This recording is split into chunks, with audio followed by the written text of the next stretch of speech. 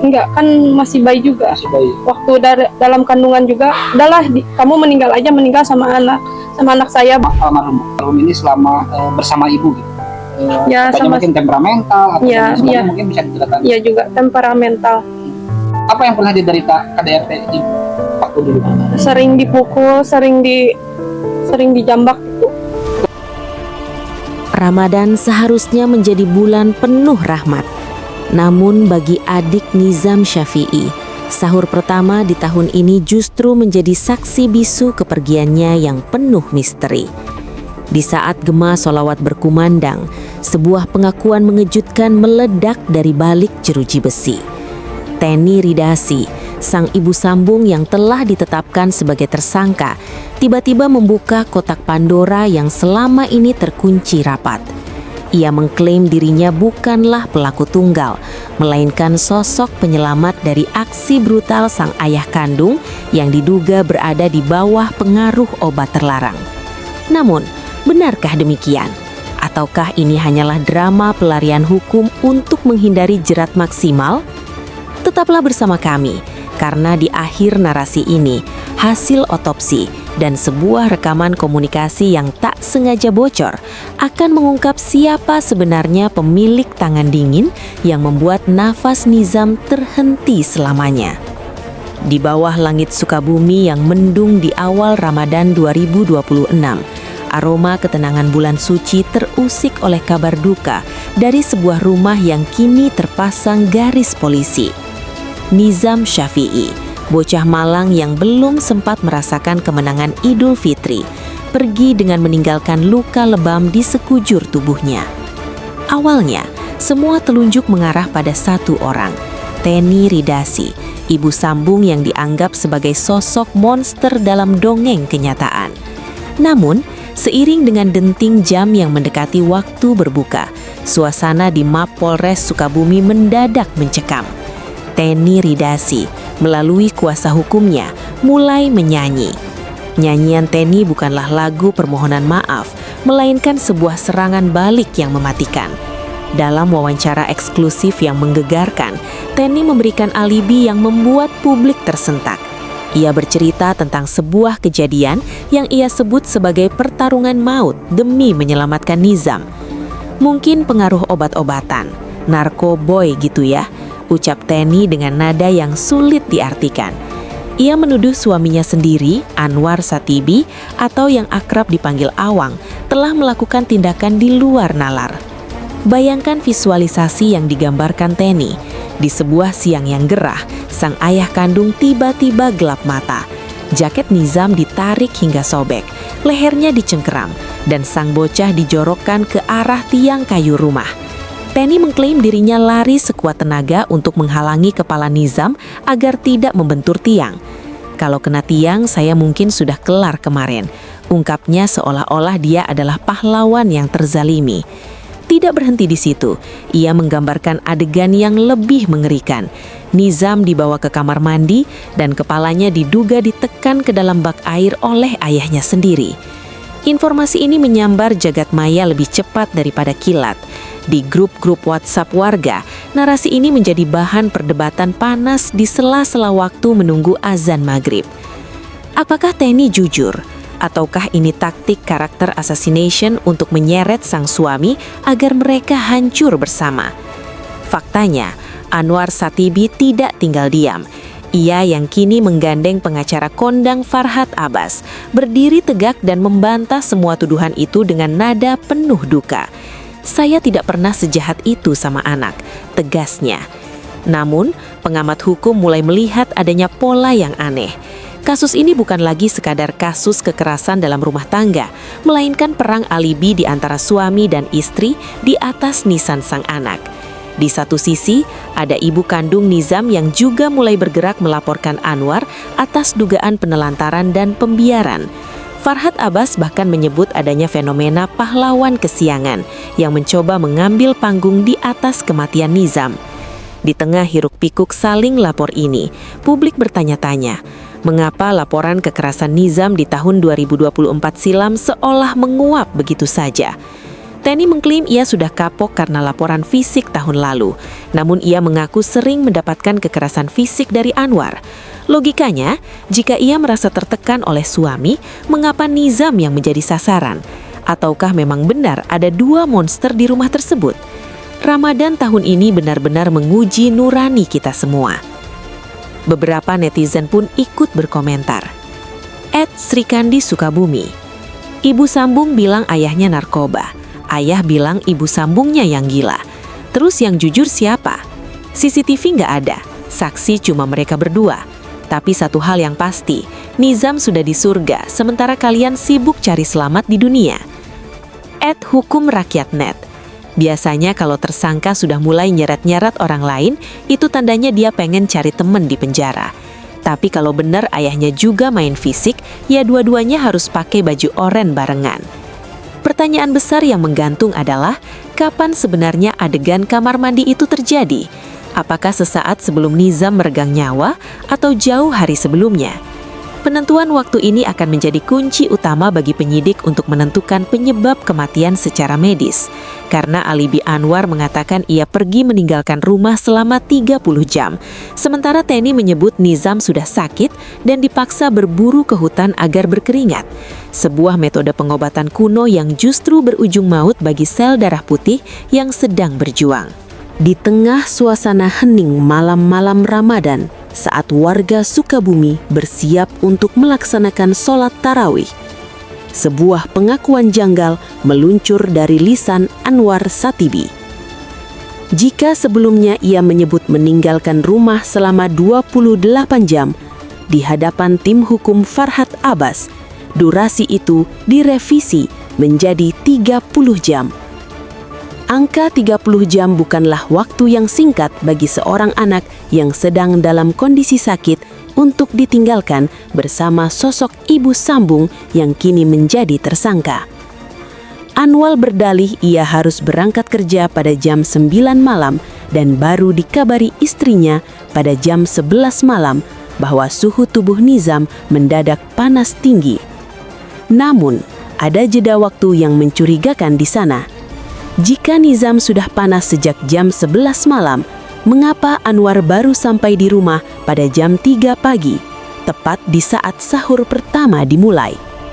Jarak tempuh dan alibi waktu ini menjadi titik krusial yang kini tengah didalami pihak kepolisian.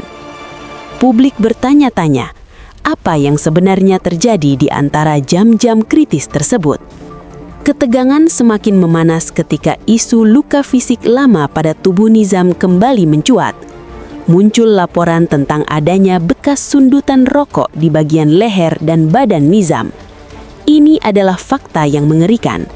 Namun, bukannya mengakui, Anwar justru melemparkan bola panas itu ke masa lalu, tepatnya ke arah mantan istrinya, ibu kandung Nizam.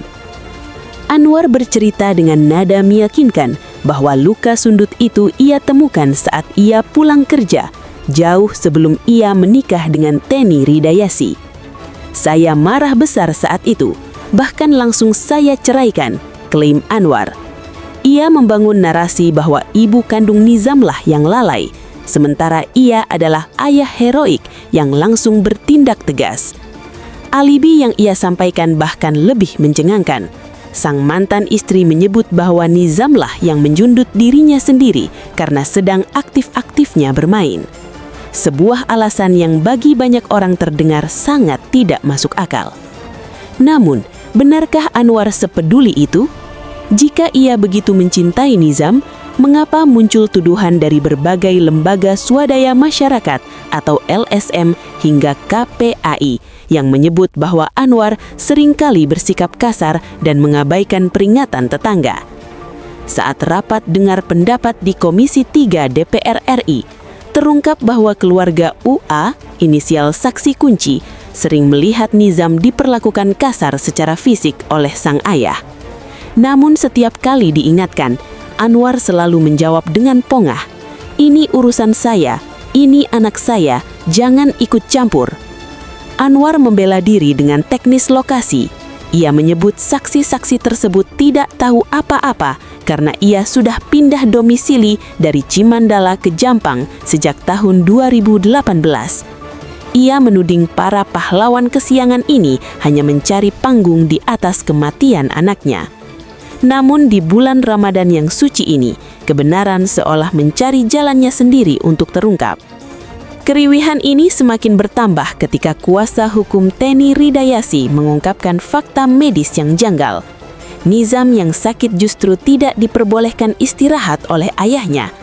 Alih-alih mendapatkan perawatan medis yang layak, Nizam justru diminta untuk bergerak dan berburu ke hutan dengan dalih agar tubuhnya berkeringat dan penyakitnya hilang. Disinilah letak tragedi medis itu.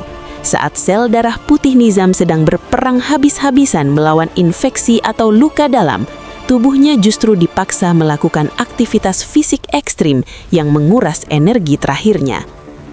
Apakah paksaan untuk berburu ke hutan ini adalah bentuk penganiayaan terselubung atau sekedar ketidaktahuan yang fatal?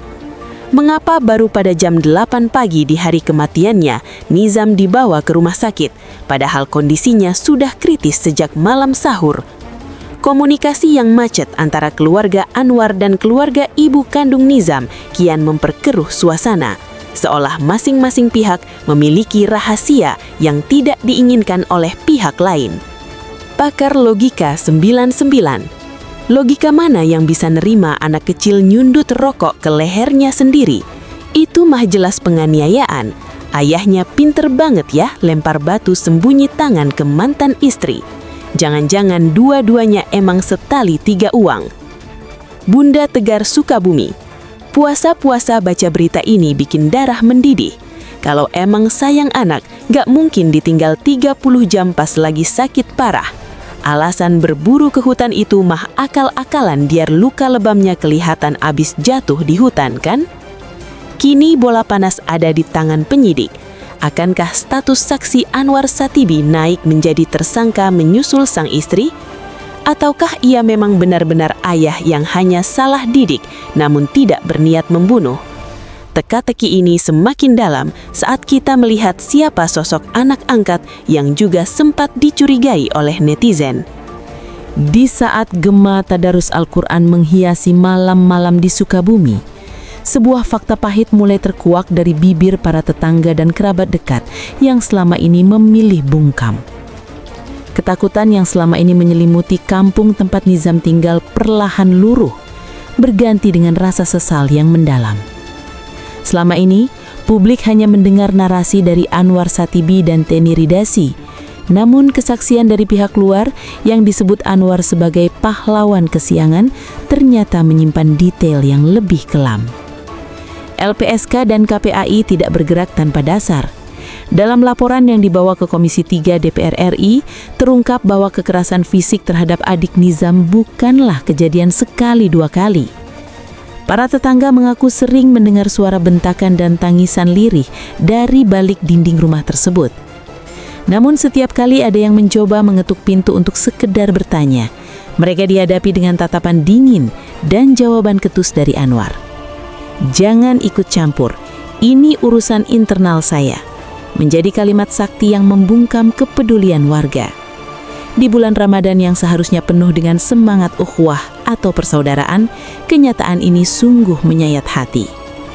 Di tengah memanasnya tudingan terhadap Anwar, muncullah Farhad Abbas sebagai kuasa hukum baru sang ayah korban. Bergabungnya Farhad dalam tim hukum Anwar Satibi ibarat menyiram bensin ke dalam api. Farhad dengan gaya bicaranya yang khas langsung meluncurkan serangan balasan. Ia mempertanyakan kredibilitas saksi-saksi yang baru muncul sekarang. Kenapa baru bicara sekarang setelah anak ini meninggal? Kemana saja kalian selama setahun terakhir? Inilah narasi yang coba dibangun, bahwa ada upaya sistematis untuk menyudutkan Anwar yang sedang berduka. Namun, Farhad tidak bisa menutup mata terhadap fakta bahwa kliennya sendiri mengakui adanya komunikasi yang sangat buruk dengan mantan istrinya, ibu kandung Nizam. Anwar bahkan sempat membuat pernyataan mengejutkan di media massa. "Saya sudah menganggap mantan istri saya itu sudah meninggal dunia. sebuah pernyataan yang sangat subjektif dan penuh kebencian yang secara tidak langsung berdampak pada akses komunikasi Nizam dengan ibu kandungnya. Akibat ego orang tua, Nizam terjepit dalam ruang hampa kasih sayang, di mana ia tidak punya tempat untuk mengadu ketika tangan-tangan orang dewasa di sekitarnya mulai bertindak kasar. Plot twist mulai terendus ketika tim hukum Teni Ridasi mengisyaratkan bahwa mereka memiliki bukti-bukti fisik tentang kekerasan yang dilakukan Anwar terhadap Teni sendiri. Mereka ingin membangun pembelaan bahwa Teni bertindak agresif kepada Nizam karena berada di bawah tekanan dan kekerasan sistematis dari sang suami, Betrayed Woman Syndrome. Jika Anwar benar-benar melakukan kekerasan fisik kepada istrinya, maka besar kemungkinan ia juga melakukan hal yang sama kepada anak kecil yang tak berdaya itu. Di tengah perdebatan hukum ini, muncullah sosok anak angkat yang sering disebut-sebut oleh Anwar dalam beberapa kesempatan. Netizen mulai menaruh curiga. Apakah ada peran orang lain di dalam rumah itu saat Anwar pergi selama 30 jam? Mengapa fokus berita seolah hanya berputar pada ayah dan ibu sambung? Ada sebuah kecurigaan liar di kolom komentar media sosial yang menduga bahwa ada permainan di antara penghuni rumah tersebut yang sengaja ditutupi untuk melindungi salah satu pihak. Anwar Satibi kini berada di titik nadir. Di satu sisi, ia harus menghadapi laporan dari mantan istrinya terkait penelantaran anak. Di sisi lain, ia harus menepis tudingan narkoboy dan kekerasan dari istri sirinya sendiri. Ramadan yang seharusnya menjadi ajang penyucian diri, justru menjadi ajang pembongkaran borok keluarga yang selama ini tertutup rapi. @warga Jampang asli. Jangan percaya omongan Pak Awang yang bilang tetangga nggak tahu apa-apa karena dia pindah-pindah. Kita warga di sini punya mata dan telinga. Tiap kali dengar suara gaduh di rumah itu, kita mau nolong tapi takut sama ancamannya. Sekarang nyesel banget, kenapa nggak lapor polisi dari dulu? @hukum viral ID. Farhad Abbas masuk berarti drama mulai. Tapi tolong ya Pak pengacara, ini nyawa anak kecil taruhannya. Jangan cuma pintar bikin narasi pahlawan kesiangan. Lihat tuh, bekas sundutan rokok dan lebam di tubuh Nizam. Itu bukti yang nggak bisa didebat pakai kata-kata manis. Kini, semua mata tertuju pada proses otopsi. Apakah ada luka dalam yang konsisten dengan cerita dikecutkin atau ditekan ke dalam air mandi bak seperti yang diklaim Teni? Ataukah ada jejak zat kimia tertentu yang mendukung tudingan pengaruh obat-obatan? Jawaban itu ada di tangan para ahli forensik yang sedang bekerja dalam sunyi di tengah suasana Ramadan. Suasana Ramadan yang seharusnya dipenuhi dengan lantunan doa kesembuhan bagi adik Nizam Syafi'i justru berubah menjadi rangkaian aktivitas fisik yang tidak masuk akal. Di saat tubuhnya mulai melemah, suhu tubuhnya melonjak drastis, dan sel-sel darah putihnya sedang berjuang melawan peradangan hebat, sebuah instruksi fatal keluar dari lisan sang ayah, Anwar Satibi. Alih-alih mendapatkan dekapan hangat atau perawatan intensif dari tenaga medis, Nizam justru diminta untuk bangkit dan melakukan aktivitas luar ruangan yang ekstrim. Anaknya suruh bangkit, suruh berburu ke hutan atau ke ladang biar bergerak. Ungkap kuasa hukum Teni Ridasi, mengungkap sisi gelap dari cara mendidik Anwar yang sangat kuno dan berbahaya. Dalam logika medis modern, saat seorang anak sedang dalam kondisi suhu tubuh tinggi atau demam, tubuh sedang membutuhkan asupan cairan dan istirahat total, bed rest. Memaksanya beraktivitas di hutan bukan hanya memperburu kondisi fisiknya, tetapi juga membuka peluang terjadinya cedera baru yang bisa diklaim sebagai kecelakaan saat bermain. Inilah yang dicurigai netizen sebagai upaya sengaja untuk menciptakan alibi bagi luka-luka lebam yang memenuhi tubuh Nizam. Namun di balik instruksi berburu itu, ada sebuah misteri waktu yang kian menyudutkan kedua orang dewasa ini. Jika benar Nizam dibawa ke hutan dalam kondisi sakit, apakah luka-luka di sekujur tubuhnya benar berasal dari semak belukar? Atau itu hanyalah kedok untuk menutupi aksi kekerasan yang dilakukan di dalam rumah? Fakta bahwa Nizam baru dibawa ke rumah sakit pada tanggal 19 Februari jam 8 pagi, tepat di hari ia berpulang, menunjukkan adanya keterlambatan penanganan yang sangat fatal. Komunikasi yang terputus antara pihak Anwar dan ibu kandung Nizam membuat sang ibu baru mengetahui kondisi anaknya saat semuanya sudah terlambat. Tim forensik yang melakukan otopsi kini menjadi harapan terakhir untuk mengungkap kebenaran. Di bulan Ramadan yang suci ini, meja hijau akan segera melihat bukti-bukti yang tidak bisa berbohong. Apakah ada cairan yang masuk ke dalam paru-paru Nizam yang akan memperkuat kesaksian Teni soal dikecutin atau dibenamkan ke dalam bak mandi oleh Anwar?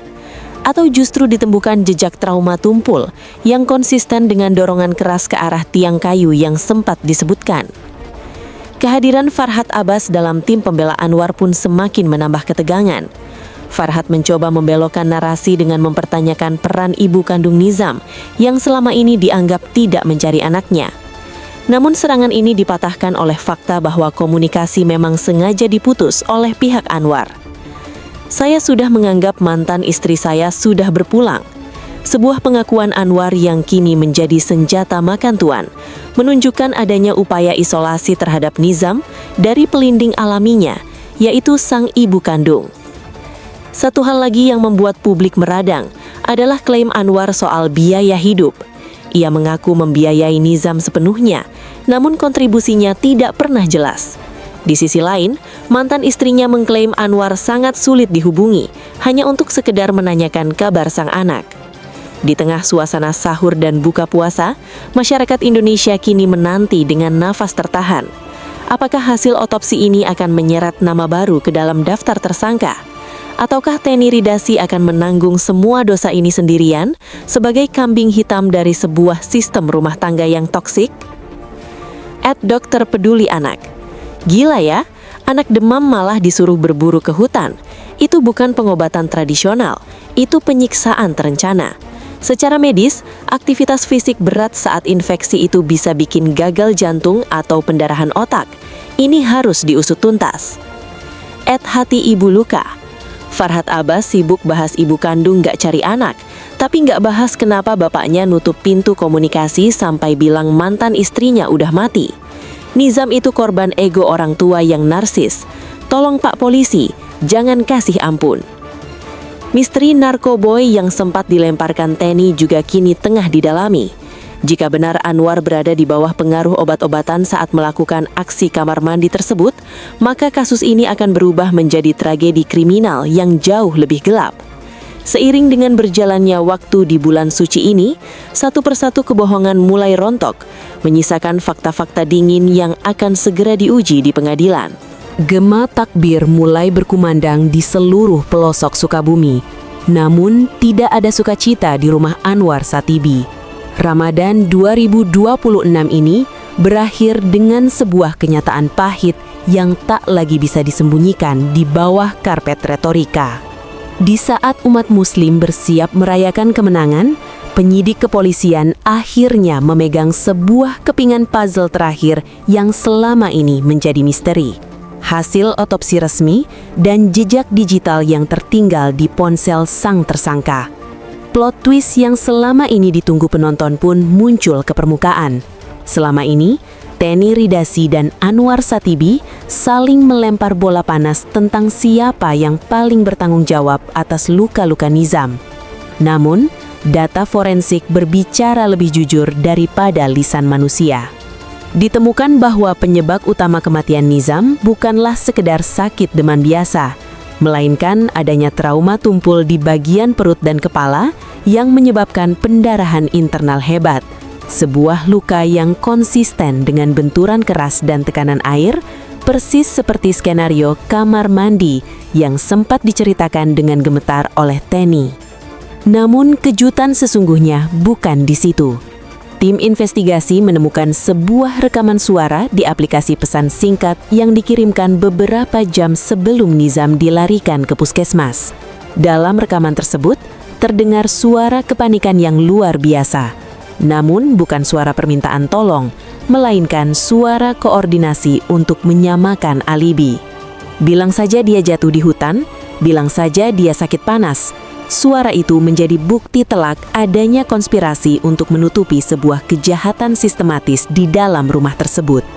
Anwar Satibi yang selama ini berlindung di balik tameng ayah yang berduka dan narasi pahlawan kesiangan milik Farhat Abbas, kini tak berkutik. Fakta bahwa ia membiarkan Nizam dalam kondisi sekarat selama berjam-jam tanpa pertolongan medis hanya karena ego untuk tidak terlihat salah di depan mantan istrinya telah memenuhi unsur pembiaran yang berujung maut. Kebohongannya tentang durasi 30 jam dan alibi berburu ke hutan ternyata hanyalah skenario karangan untuk mengaburkan waktu kejadian kekerasan yang sebenarnya terjadi saat sahur pertama. Di sisi lain, tudingan narkoboy yang dilemparkan Teni terhadap Anwar ternyata memiliki dasar yang cukup kuat setelah hasil tes urin keluar. Ini menjelaskan mengapa seorang ayah bisa berubah menjadi sosok yang begitu dingin dan brutal terhadap darah dagingnya sendiri. Ramadan yang seharusnya menjadi ajang penyucian diri justru mengungkap betapa kotornya rahasia yang disimpan di balik dinding rumah tangga tersebut. Kini di Hari Raya Idul Fitri, saat anak-anak lain mengenakan baju baru dan bersimpuh di kaki orang tua mereka, Nizam Syafii telah tenang di haribaan Tuhan. Namun, ia pergi dengan meninggalkan sebuah warisan besar, keberanian untuk mengungkap borok sistem perlindungan anak di lingkungan kita. Kehadiran Farhad Abbas pun tak mampu membendung arus fakta yang begitu deras. Status hukum pun mulai bergeser dan publik menanti dengan nafas terbahan saat garis polisi akhirnya dilepas, namun jeruji besi mulai mengunci rapat pintu bagi mereka yang berkhianat pada amanah seorang anak. Keadilan untuk Nizam mengatakan, kemenangan Idul Fitri yang sesungguhnya adalah saat pelaku penganiaya anak ini membusuk di penjara. Gak peduli mau pengacaranya siapa, kalau tangan sudah berlumuran darah anak sendiri, gak akan ada tempat sembunyi di bumi Allah. Netizen Sakti RI mengatakan, ternyata benar ya, setan itu dibelenggu di bulan Ramadan, makanya semua borok mereka kebongkar sendiri. Saling lapor, saling tuduh, akhirnya malah barengan pakai baju orange. Selamat Lebaran di sel ya Pak Anwar dan Bu Teni. Pemirsa Kompas TV, kasus adik Nizam Syafii bukan sekedar berita kriminal biasa. Ini adalah pengingat keras bagi kita semua di hari yang fitri ini, bahwa tidak ada satupun alasan, baik itu ekonomi, ego mantan istri suami, atau pengaruh zat terlarang yang bisa menghalalkan kekerasan terhadap anak. Nizam telah menjadi syuhada kecil yang membukakan mata kita bahwa di balik pintu rumah yang tertutup rapat bisa saja tersimpan tangisan yang butuh kita dengar. Keadilan mungkin datang terlambat, tapi ia tidak pernah lupa alamatnya. Saat fajar 1 Syawal menyingsing, kita belajar bahwa kebenaran akan selalu menemukan jalannya, sekuat apapun orang mencoba menguburkannya dengan alibi berburu ke hutan atau tuduhan pahlawan kesiangan. Terima kasih telah bersama Kompas TV dalam mengikuti rangkaian investigasi ini. Mari kita jaga anak-anak kita, karena mereka adalah titipan Tuhan yang paling suci. Selamat Hari Raya Idul Fitri 1447H, mohon maaf lahir dan batin.